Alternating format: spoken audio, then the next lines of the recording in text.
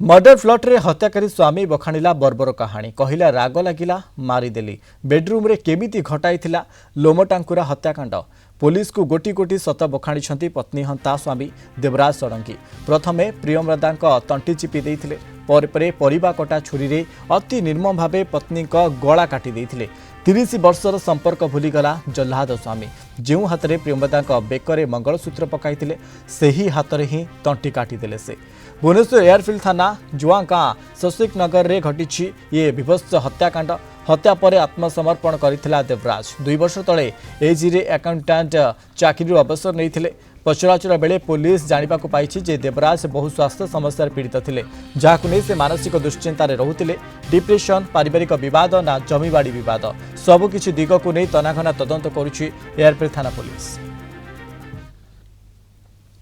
मते फोन कले बापा कि मम्मी रो जियो पैक सरे जाते तो पक्के दे मु भी पक्के थिली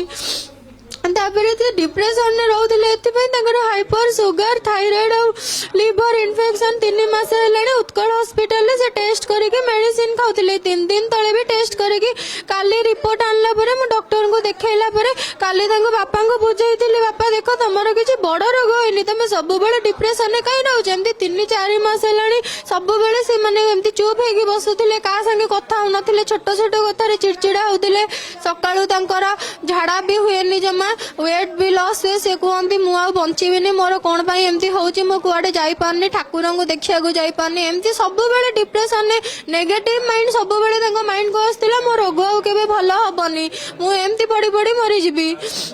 मुझे काली सब बुझे बापा तुम व्यस्त हेनी मेडिसिन खाओ ठीक हो 10 दिन तले घर को आसिक 3 दिन पूरा रही जाइली बापा सेमती चुपचाप बसती एत क्या संगे कथबार्ता करती बापा कहते मु सुइसाइड करी मोर कहीं ना मामू देखा देखी करने मु सुइसाइड करदेवी मु बंचा चाहूनी 10:30 पुणी मामू को संगे कथा होते मेडिसिन विषय पचारे मम्मी जमी अटकईला जे तुम एमती कहीं करने जाऊँ सी कौन छुरी आणिकी मम्मी को एमती कर